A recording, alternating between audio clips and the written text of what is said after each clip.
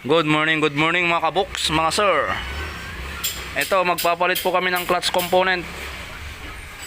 So bali, hindi ko na mapapakita po sa inyo kung paano namin ikakabit to. Dito na lang po tayo mag-focus sa mga pyesa-pyesa. Itong pyesa dito sa kanan, bagong kabit lang po ito. Mga ilang araw pa lang, nagkaroon po ng lagotok. Yung loob, yung tunog niya, yung parang klok klok klok klok, pa ganun. Ito yung tunog niya, isisingit natin.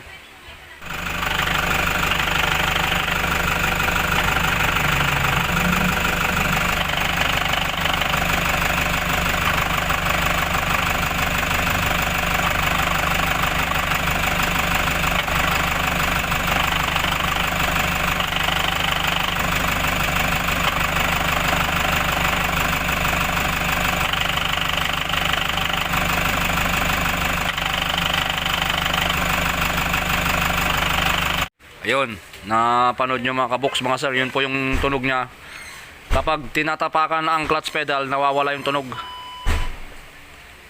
So ang ginawa namin, ibinaba yung transmission at nirevisa natin yung mga pyesa-pyesa. Tapos kumuha po tayo ng isa pang set ng pyesa na original din. Kasi ito, original din daw ito. So, bali, titingnan natin ang pagkakaiba po nila. Ito po yung na-encounter natin na mayroong ingay. Unahin po natin itong clutch disc nya. Ayan o. Yan, may nakasulat na ISIN. Tapos may number. Yan, may nakalagay na H2G. Tapos Toyota. Tapos itong plastic dito, kulay blue. Ayan. Tapos yung spring nya may pintura na orange. Dito sa kabila kulay red. Ayan mga kaboks, mga sir, kulay red yan. Tapos baliktarin natin, titingnan natin sa kabila. So sa kabila wala naman tayong makitang ano dito, tatak o nakasulat.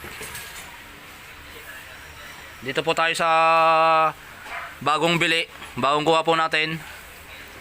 Ito po yung nakalagay dyan, oh, ISIN. Ayan. Ganyan po yung pagka ano nya, pagka-design ng ISIN nya, oh. Ayan, dito sa kabila.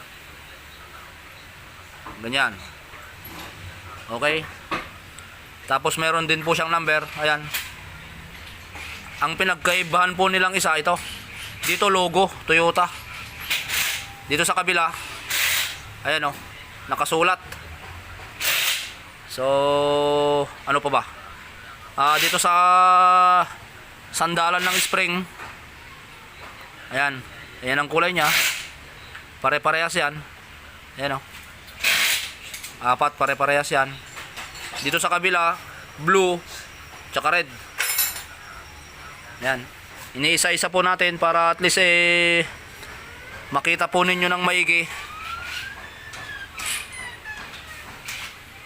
Yan, yung hibla nya parang naghihimo-himulmol. Try po nating baliktarin. Sa kabila wala din pong tatak o nakasulat dito. Pares lang po sila na isang side lang po yung may makikita po tayo. Ito yung inalis natin ngayon sa sasakyan. Ito yung bagong bili. Ayan. Dito naman tayo ngayon mga kaboks, mga sir, sa release bearing nya. Okay.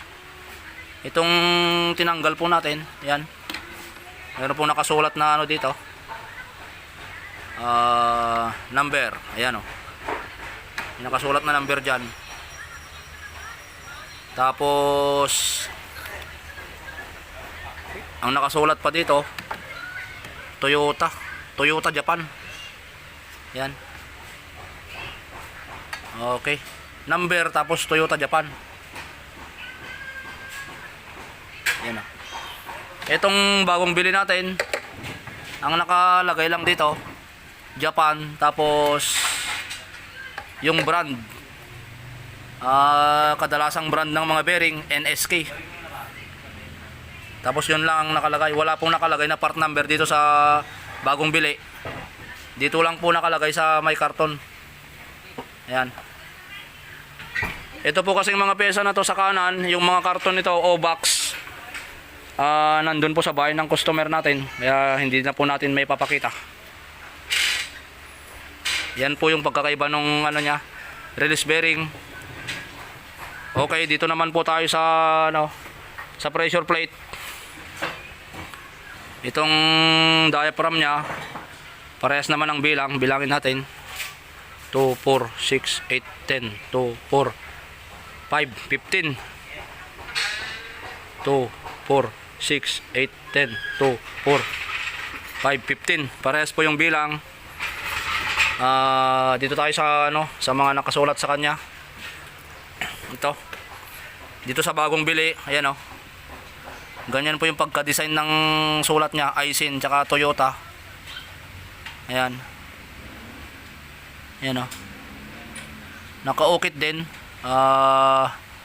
Mababaw lang. Dito sa isa, ganun din, mababaw lang din. May nakalagay na Toyota dito, tapos dito sa kabila Aisin. Ayan ang makikita natin dito sa katatanggal lang namin sa sasakyan. Ito ang design niya. Yan ang sulat niya. Yan. Dito sa bagong bili, ito lang. Sa kulay ng bakal, dahil naikabit na to, siguro medyo nagkaroon na ng konting alikabok. Pwedeng may pagkakaiba na sila ngayon mga sir, mga kaboks. Pero kung titingnan natin maigi, dahil siyempre ilang araw lang naikabit to, medyo may pagkakaiba sila. Kaya pagka bumili po kayo, kilatisin po ninyo ng maigi